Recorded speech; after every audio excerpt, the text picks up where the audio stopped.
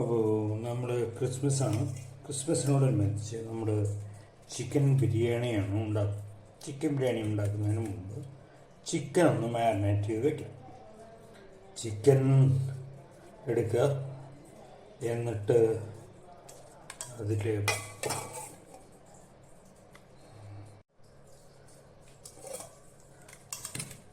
ചിക്കൻ്റെ മുകളിൽ ഇതുപോലെ കുറച്ച് ഗ്രൂസ് ഇടുക. മസാല കുറച്ചുകൂടി കൂടുതൽ പിടിക്കാനും അതുപോലെ ചിക്കൻ കുറച്ച് എന്താ പറയുക വിടർന്ന് വരാനൊക്കെ ഗുണം ചെയ്യും. അധികമൊന്നും വേണമെന്നില്ല, ഒന്നോ രണ്ടോ ഒക്കെ ഇട്ടാൽ മതി.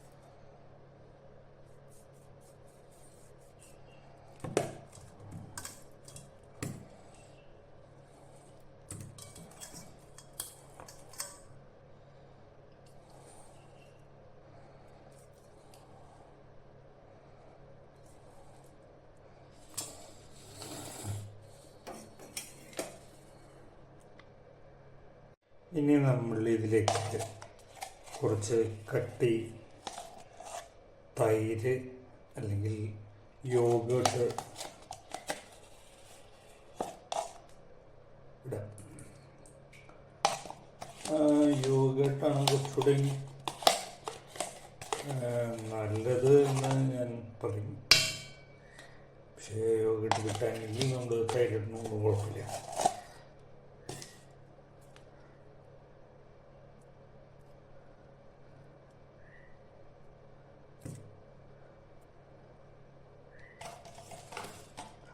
അതിനുശേഷം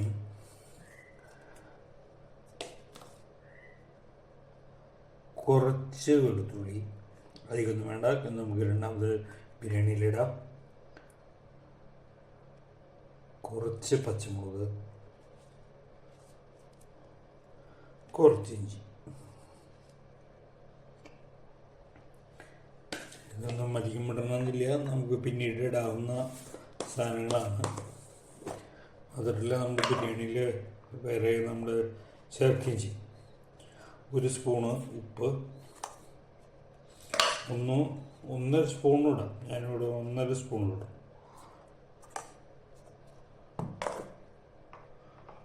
ഒരു 1/4 സ്പൂൺ മഞ്ഞൾപ്പൊടി,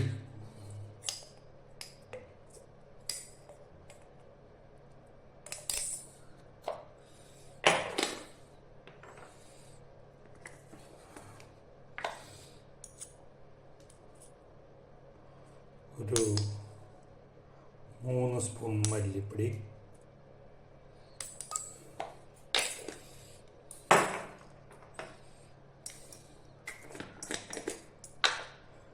മൂന്ന് സ്പൂൺ തന്നെ ചിക്കൻ മസാല,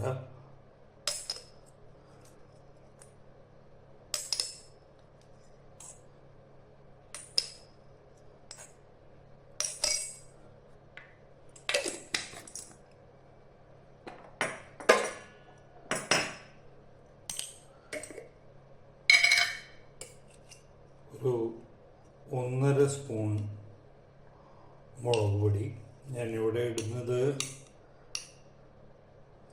കാശ്മീരി മുളക് പൊടിയാണ്, അപ്പോൾ അതുകൊണ്ട് അധികം എരിവുണ്ടാവില്ല. പിന്നെ 1 സ്പൂൺ കുരുമുളക്,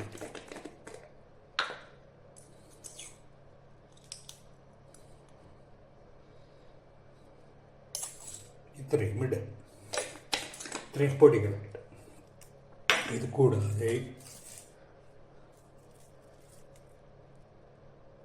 കുറച്ച് സവോള, അധികമൊന്നും വേണമെന്നില്ല, കുറച്ച് സവോള അതുപോലെ തന്നെ കുറച്ച് തക്കാളി, ഇത്രയും ഇതിലേക്ക് ചേർക്കും. എന്നിട്ട് നന്നായി തിരുമ്മി യോജിപ്പിക്കുക.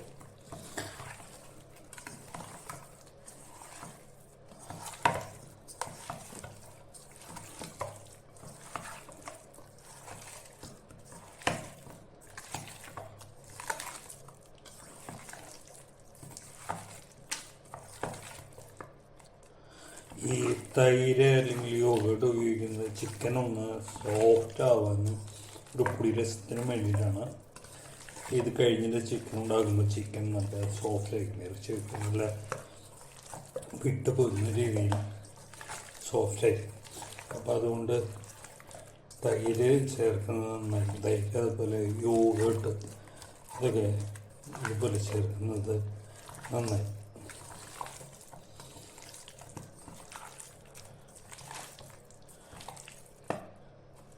നന്നായി തിരുമ്മി യോജിപ്പിച്ച് കഴിഞ്ഞാൽ ഏകദേശം ഒരു 20 മിനിറ്റോളം ഇത് ഒന്ന് സെറ്റാവാനായിട്ട് വെക്കാം. 20 മിനിറ്റ് കഴിഞ്ഞിട്ട് വീണ്ടും കാണാം. അപ്പോൾ ഇനി നമ്മൾ ചോറ് ഉണ്ടാക്കുമ്പോൾ ആദ്യം വെള്ളം വെച്ചു. അതിലേക്ക് 1 സ്പൂണോളം ഉപ്പിടുക.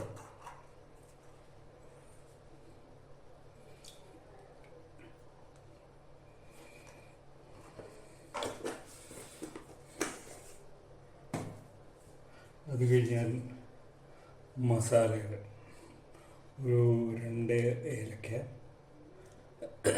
2 ഗ്രാമ്പു, ഒരു തക്കോലം, ഒരു നമ്മുടെ സ്റ്റാർ സാധനം, ഒരു കഷ്ണം പട്ട, ജാതിപത്രി ഉണ്ടെങ്കിൽ അത്, 2 ബേ. ഇത്രയും സാധനങ്ങളിടുക. അല്പം വെളുത്തുള്ളി, അല്പം മതി, അല്പം ഇഞ്ചി, കുറച്ച് പച്ചമുളക്, ഒരു ഇല വേപ്പില. നിങ്ങളുടെ കയ്യിൽ ഫ്രോസൺ നമ്മുടെ ഗ്രീൻ പീസുകളാണെങ്കിൽ ഈ സമയത്ത് ഇടാം, നന്നായിരിക്കും. അതുപോലെ കോളിഫ്ലവർ അങ്ങനെയുള്ള സാധനങ്ങളെ കുറിച്ച് ഇടുന്നത് നന്നായിരിക്കും. ഒരു സ്പൂണ് നെയ്യ് കൂടി നമ്മൾ ഒഴിക്കും.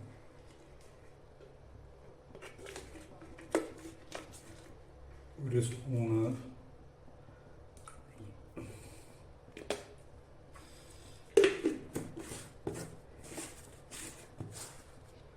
ഒരു ചെറുനാരങ്ങയുടെ പകുതി. ഇതെന്തിനാണെന്ന് വെച്ച് കഴിഞ്ഞാൽ ചോറ് പരസ്പരം കൂട്ടി പിടിക്കാതിരിക്കാനായിട്ട് ചെയ്യുന്നതാണ്. ഒരു പകുതി നാരങ്ങയ്ക്ക് മതി, കൂടുതൽ വേണമെന്നൊന്നുമില്ല.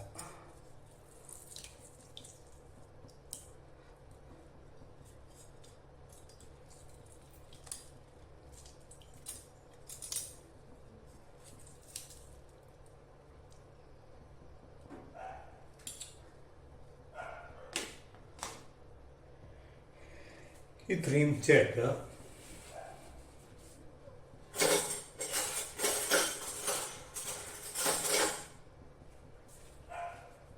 ഇത്രയും ചേർത്ത് കഴിഞ്ഞാൽ ഒന്ന് ഇളക്കാം. തിള വരും വരെ വേവിക്കണം.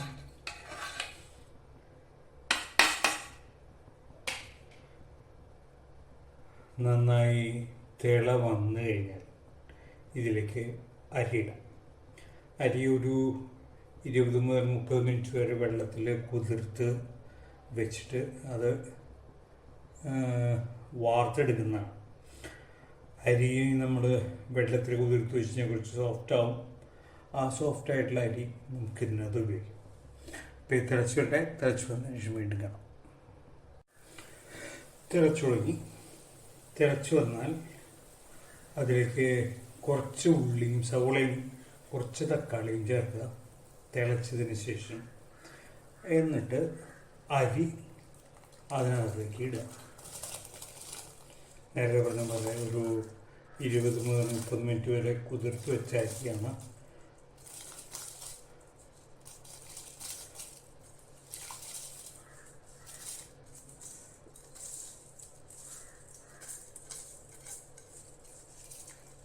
അരി അതിലേക്ക് ഇടാം.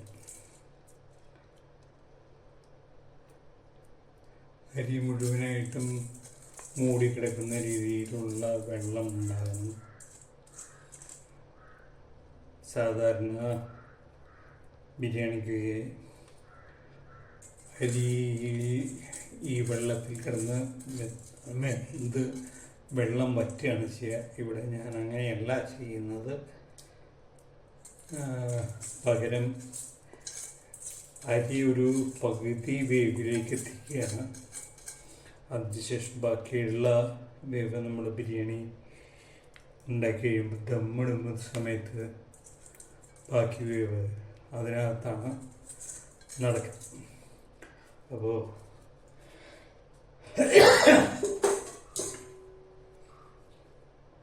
അരിയിട്ട ശേഷം ഒന്ന് ഇളക്കുക.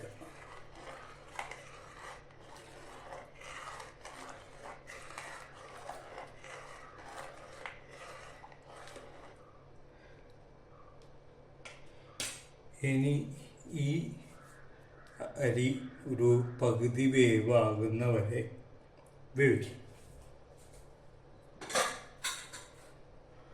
അടച്ചു വയ്ക്കുമ്പോൾ സാധാരണ പ്രഷർ കുക്കർ അടച്ചു വയ്ക്കുന്ന ലോക്കാക്കണ്ട, ചെരിച്ച് വയ്ക്കുക, അടച്ചു വയ്ക്കും. ഒരു 5-6 മിനിറ്റ് നേരം അപ്പോഴേക്കും അത് വെന്തോളും. എന്നിട്ട് ആ വെള്ളം ഊറ്റി കളയുക, ചോറിടുക, പിന്നീട് കാര്യങ്ങൾ വഴി. ഒരു 5 മിനിറ്റ് കഴിഞ്ഞിട്ട് നമ്മൾ ഇതിൻ്റെ അടപ്പ് തുറക്കുമ്പോൾ ആ വെള്ളമൊക്കെ ഒന്ന് അമങ്ങി ചോറ് മുകളിലേക്ക് കുറച്ച് പൊന്തി വന്നിട്ടുള്ളത് കാണും. ഈ സമയത്ത് ആ ചോറെടുത്തു കഴിഞ്ഞാൽ ഏകദേശം പകുതിയോളം വേവായിരുന്നു.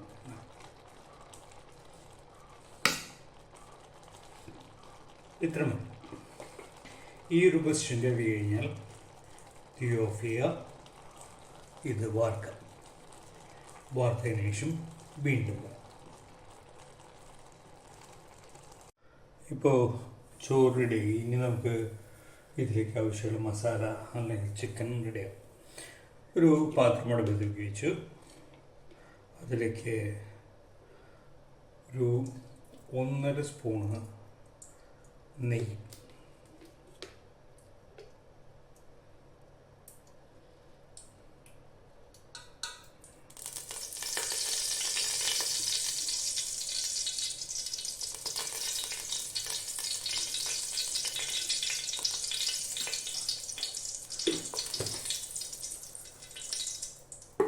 അല്പം എണ്ണ. വെളിച്ചെണ്ണ ഇതിൽ ഉപയോഗിക്കരുത്, ഒരു സ്മെല്ലുണ്ടാക്കും. ബിരിയാണിയുടെ മൊത്തം സ്വഭാവം മാറും.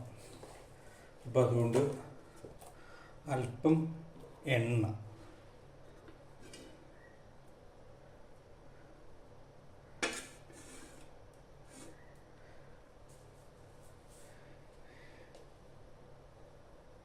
ഇത്രയും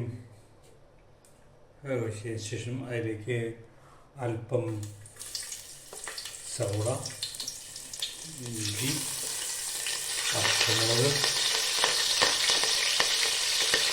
ഉള്ളിത്തണ്ട് വേവിക്കുക.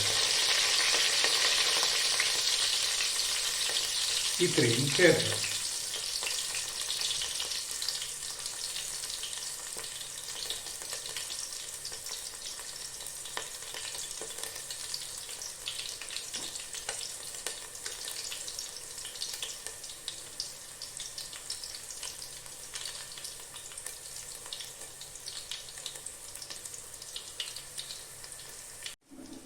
അതൊന്ന് മുരിഞ്ഞ ശേഷം അതിലേക്ക് അരിഞ്ഞു വെച്ചിരിക്കുന്ന സവോള,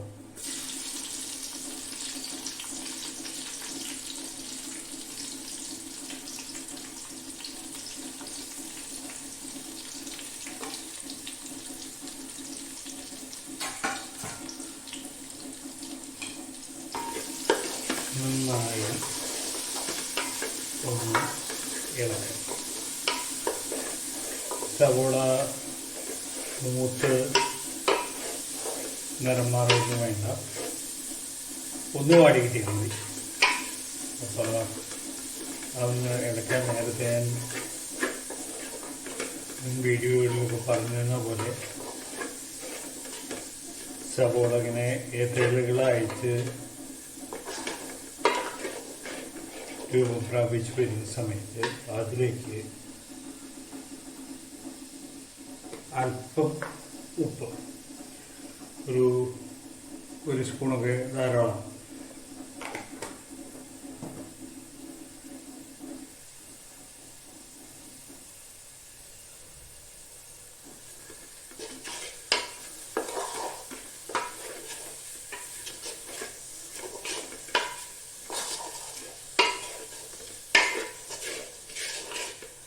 ഉള്ളി ഒന്ന് മൂത്ത് വരട്ടെ. ഉള്ളി ഒന്ന് മൂത്ത്, അങ്ങനെ കളറൊന്നും മാറണമെന്നില്ല, ജസ്റ്റ് ഒന്ന് മൂത്ത് നിന്നാൽ മതി. ആ പൊസിഷനിൽ നമ്മൾ തക്കാളി എടുക്കും.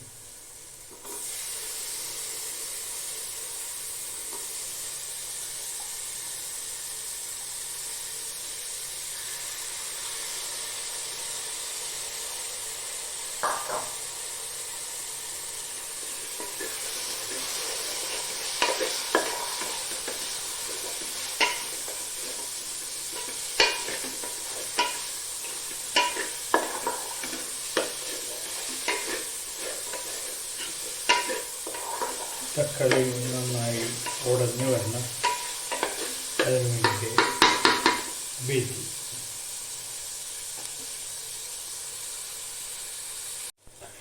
അപ്പോൾ തക്കാളിക്ക് ഒന്ന് വഴഞ്ഞു വന്നു. തക്കാളിക്ക് വഴഞ്ഞു തുടങ്ങി. ഈ ഒരു പൊസിഷനിൽ നമ്മൾ നേരത്തെ മാരിനേറ്റ് ചെയ്ത് വെച്ചിട്ടുള്ള ചിക്കൻ, തൈരും ഇതൊക്കെ വെച്ചിട്ടുള്ള ചിക്കൻ, അത് ഫുള്ള് അങ്ങോട്ട് ഇട്ടുള്ളൂ. അങ്ങനെ തന്നെ ഇട്ടുള്ളൂ. ആ തൈരും ഒക്കെ ഇടയ്ക്ക് അങ്ങോട്ട് ഇട്ടു. അപ്പോൾ തൈര് ഒരു ഗ്രേവി പോലെ ആ മസാലയിൽ ചേർത്ത്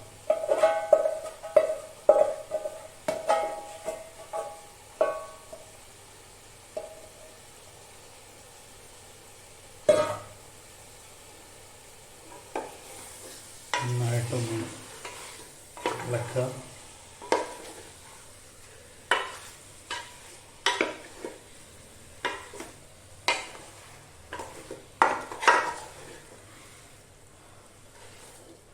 നേരത്തെ നമ്മളുണ്ടാക്കിയ സവോളയും തക്കാളിയും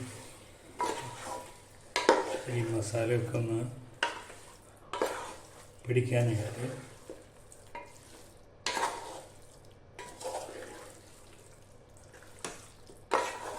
ഒന്ന്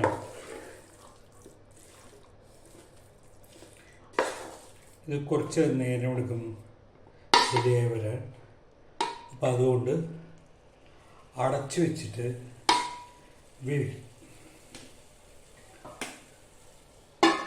അടച്ചു വയ്ക്കുക.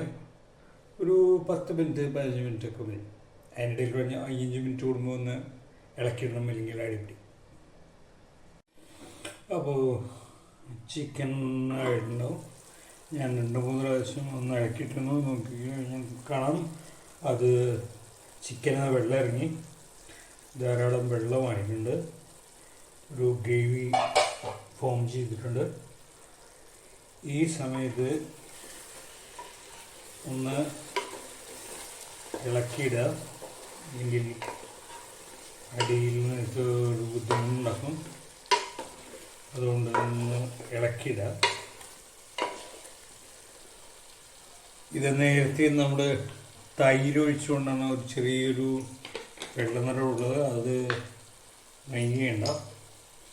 ഈ സമയത്ത് ഒരു സ്പൂൺ ഗരം മസാല ഇതിലേക്ക് ഇടുക. ഒപ്പം ഒരു 3/4 സ്പൂണോളം കുരുമുളക് പൊടി ഇടും.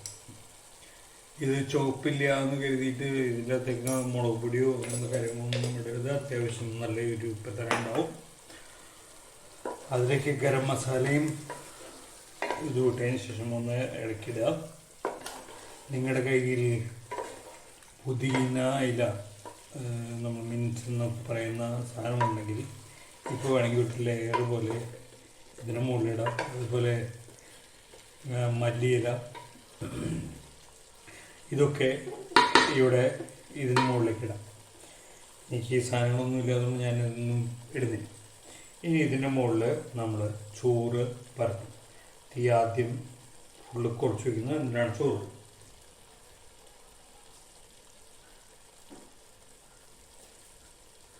സാധാരണഗതിയിൽ നമ്മൾ ഈ കാര്യങ്ങൾ ചെയ്യുന്ന സമയത്ത് ഇതിനകത്ത് അണ്ടിപ്പരിപ്പ് അങ്ങനെയുള്ള സാധനങ്ങളൊക്കെ നമ്മൾ ഇടും. ഇവിടെ ഇപ്പോൾ അതൊന്നും ചെയ്തില്ല. കാരണം എന്താണെന്ന് വെച്ച് കഴിഞ്ഞാൽ ഇതൊരു സാധാ ബിരിയാണി, ഒരു ഈസി ബിരിയാണി ആണ് ഞാൻ ഉദ്ദേശിക്കുന്നത്. നമ്മളിങ്ങനെ ലെയറായിട്ടൊന്നും ഇവിടെ ദം ചെയ്യുന്നില്ല. ജസ്റ്റ് ചോറ് ഇതിന് മുകളിൽ നിന്നെടുത്ത് മാത്രം നമ്മൾ ചെയ്യുന്നു.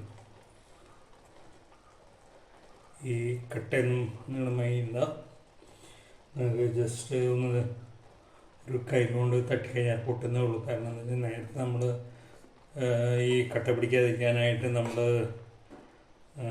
എന്താ പറയുക, നാരങ്ങ നീരൊക്കെ ഇട്ട് വേവിച്ചിട്ടുള്ള സാധനമാണ്.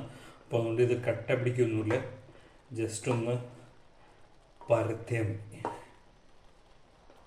നിങ്ങൾ പരത്തുന്ന സമയത്ത് നിങ്ങൾക്ക് വേണമെങ്കിൽ അണ്ടിപ്പരിപ്പ്, മുന്തിരിങ്ങ, അതുപോലെ എനിക്ക് ടൂട്ടി ഫ്രൂട്ടി എന്ന് പറഞ്ഞിട്ടൊരു സാധനം പിടിക്കാറുണ്ട്. അത് ഒക്കെ ഇതിന് മുകളിൽ ടൂട്ടി ഫ്രൂട്ടി ഈ ബിരിയാണിയുടെ മുകളിൽ വിതറുന്ന നല്ല ടേസ്റ്റ് ഉണ്ടാക്കുന്ന ഒരു സാധനമാണ്.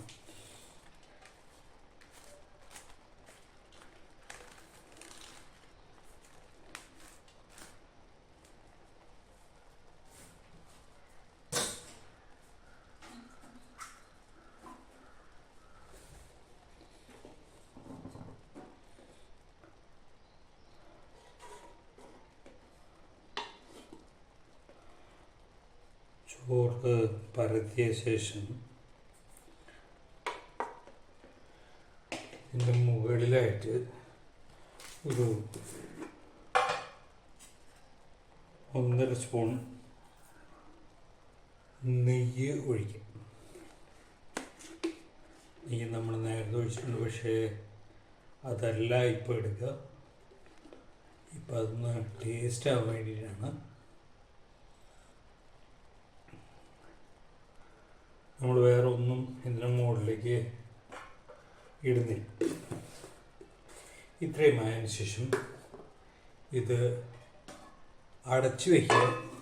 എന്നിട്ട് ഇതിന് മുകളിൽ എന്തെങ്കിലും വെയിറ്റ് ഉപയോഗിക്കുക.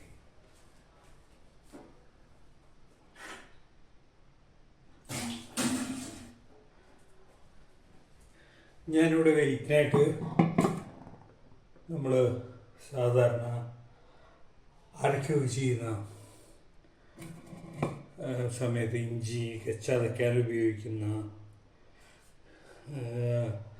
ഒരലാണ് ഉപയോഗിക്കുന്നത്. അത് കമത്തി വയ്ക്കുന്നു. തീ ഒരു മീഡിയം ടു ഹൈ ഫ്ലെയിമിൽ വയ്ക്കുന്നു.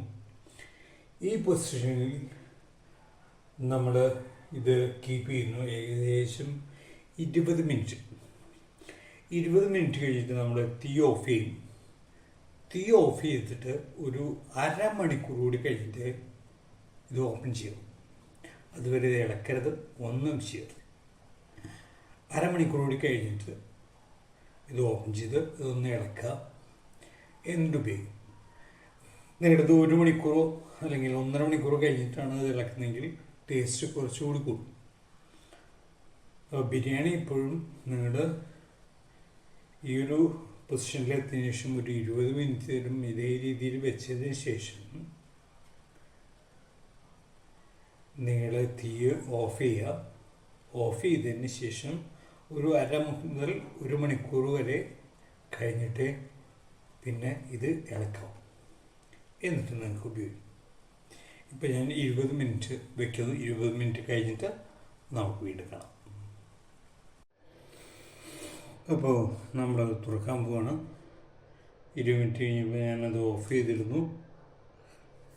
അതിനുശേഷം ഏകദേശം ഒരു അരമണിക്കൂറോളമായിട്ടുണ്ട്.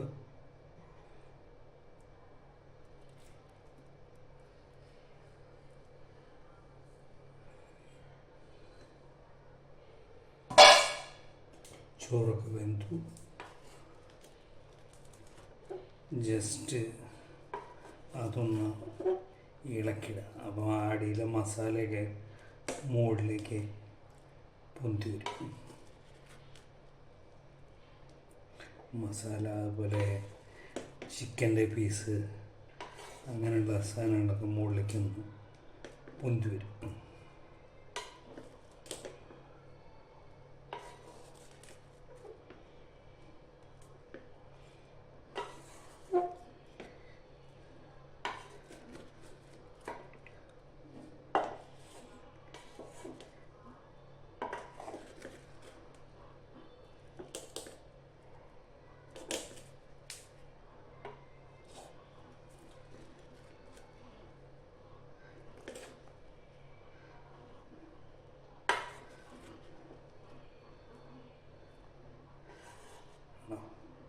ചിക്കനൊക്കെ നല്ല വെന്ത് ഒരു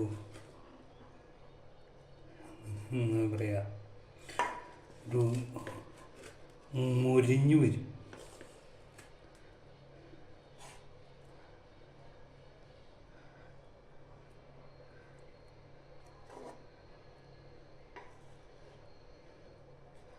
ഒന്ന് ഇളക്കിയിട്ട് കഴിഞ്ഞാൽ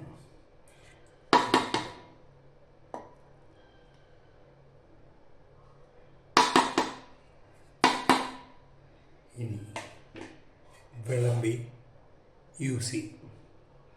ഇതിലുമാണ് സിമ്പിൾ ചിക്കൻ ബിരിയാണി. വിശദമായിട്ടുള്ളൊരു ചിക്കൻ ബിരിയാണി വേറെ നമ്മളുണ്ടാകും, കുറച്ചുകൂടി ഡീറ്റെയിൽ. ഇത് ഒരു സിമ്പിൾ ചിക്കൻ ബിരിയാണി.